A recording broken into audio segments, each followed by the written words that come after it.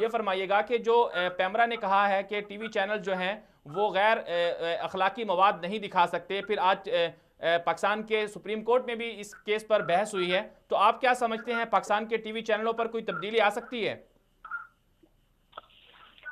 जनाब बहुत शुक्रिया मदनी साहब, it was a much needed decision जी। और इसकी बड़ी ज़रूरत थी दौरे हाजिर में।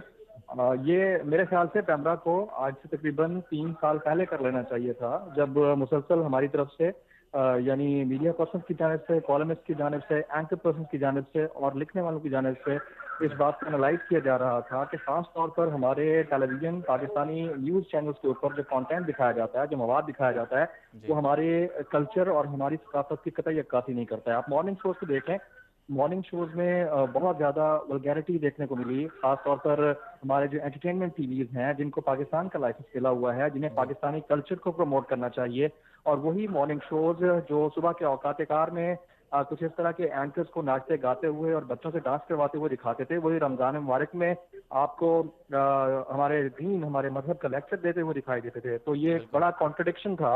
इस कॉन्ट्रडिक्शन को ओवररूल करना और इस पर काबू पाना बड़ा ही मुश्किल था। तो हमारी तरफ से यानी आप देख सकते हैं कि जिस तरह से राइट विंग के एनालिस्ट हैं बिल्कुल। या एंकर पर्सन हैं या लिखने वाले हैं, वो मुसलसल इस बात का तकाजा करते रहे हैं कि पैमरा को इन चीज़ों पर नोटिस लेना चाहिए।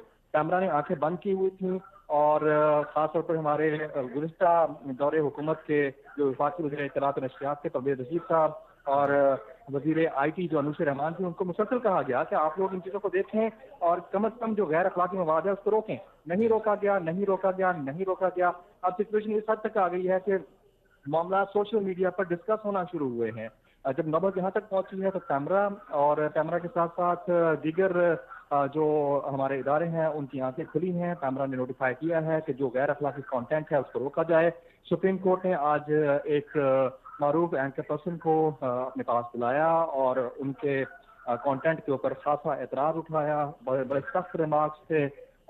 चूंकि ये शो एक न्यूज़ शो था और एक करंट अफेयर्स का शो था, तो उसके ऊपर तो बात एक सेकेंडरी मैटर है, लेकिन असल मैटर जो है वो है कंटेंट, वो जो गैर अखलाकी मामला को सपोर्ट करता है, उन चीज़ों को रद्द करना बहुत जरूरी था, जो कि पैमरा ने कर दिया। सुप्रीम कोर्ट ने भी इन चीज़ों को नोटिस में लेते हुए ये कह दिया है कि अब गैर अखलाकी मवाद नहीं चलेगा। जमील फरूकी साहब, कहना एक तो और अब अपनी जगह पर है जी। और नोटिस लेना अपनी जगह पर है। नोटिस पहले भी लिए जाते रहे हैं, अमल दरामद कितना होता है ये बहुत ज्यादा इंपॉर्टेंट जमील है, फरूकी साहब, क्योंकि एक और बात हमारा है। जो मीडिया है दैट इज कॉर्पोरेट मीडिया। मेरी बात बिल्कुल। मुकम्मल होने नहीं दीजिएगा। जी। हमारा मीडिया जो है वो कॉर्पोरेट मीडिया है। हम कमर्शियलिज्म की दौड़ में हैं, और अगर इंटरनेशनल कॉर्पोरेशन को देखा जाए तो वो सारी कमर्शियलिज्म की दौड़ में जब होती हैं तो उनके हाथ भी बड़े लंबे होते हैं। बिल्कुल। उनकी दौड़ बहुत लंबी होती है।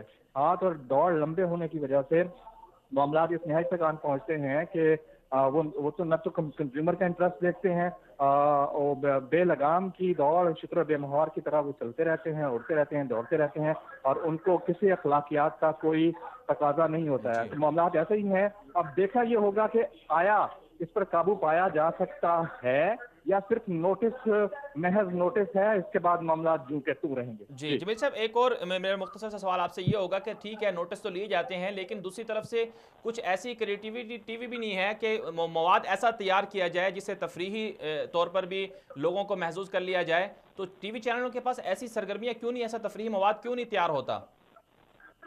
जनाब मन, टीवी चैनल के पास ऐसी सरगर्मियाँ हो ही कैसे सकती हैं? ये तो बहुत ही आपने ना अहम और मुश्किल जी। तरीन सवाल कर दिया ना।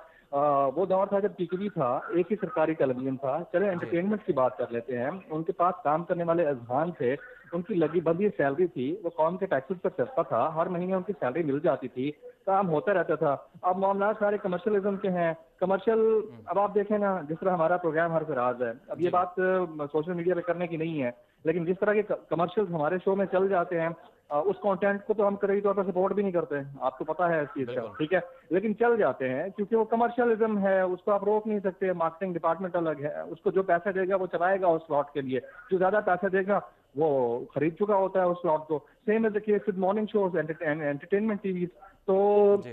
जहां तक रही बात क्रिएटिविटी की, तो क्रिएटिविटी वहां होती है भाई जहां आपको तनख्वाह वक्त पर मिल रही हो, जहां आपको पता हो कि इसकी दौड़ कमर्शियलिज्म की दौड़ नहीं है, जहां आपको बिल्कुल। पता हो कि आपको अखलाकी कदरों को तरजीह देनी है और बाकी मामला को पीछे रखना है। यहाँ तो मसला ही दूसरा है।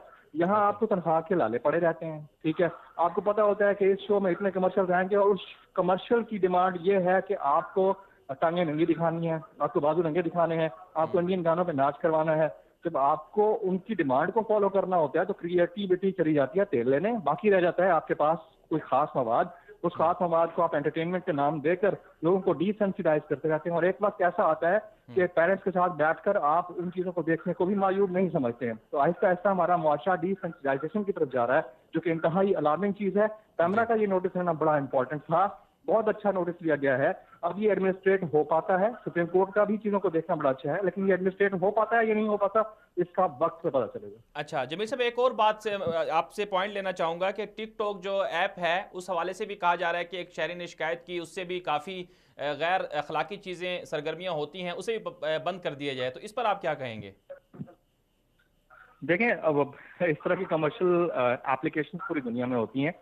हम्म। उससे आप अच्छी सरगर्मी भी कर सकते हैं। आपने अगर ऐप बनानी है तो आप खाना काबा के मनाजिर एक नात के साथ भी या हम के साथ भी शेयर कर सकते हैं।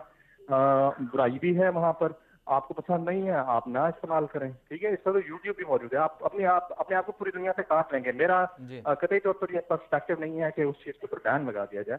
मैं तो ये कहूँगा कि बैन की बजाय चीज़ों को इस अंदाज से देखा जाए कि वो कंट्रोल्ड हों। आप अपनी सोसाइटी को एजुकेट करें, चीज़ों को जी। देखें और उसमें पार्टिसिपेशन कम से कम करें। देखें, आप किस किस एप्लीकेशन को आप बैन करेंगे। आप फेसबुक को बिल्कुल। बैन कर देंगे, फेसबुक पे बहुत सारी ऐसी चीज़ें हो रही होती हैं। जी। आपको पता होगा कि बहुत सारी ऐसी वीडियोज हैं जो लाइव कंटेंट दिखा के लोगों को अपनी तरफ माइल कर रही होती हैं। बहुत ही अखलाक बाफ्ता किस्म की वीडियोज चल रही होती हैं मुख्तलिफ पेजेस के ऊपर। इसी तरह यूट्यूब के ऊपर भी होता है कि आप उसको बैन कर देंगे, कब तक करेंगे, ठीक है। इसी तरह टिकटॉक आ गया है। तो ये इंडियन आपको पता है एप्लीकेशन है, जिसका नाम म्यूजिकली था पहले।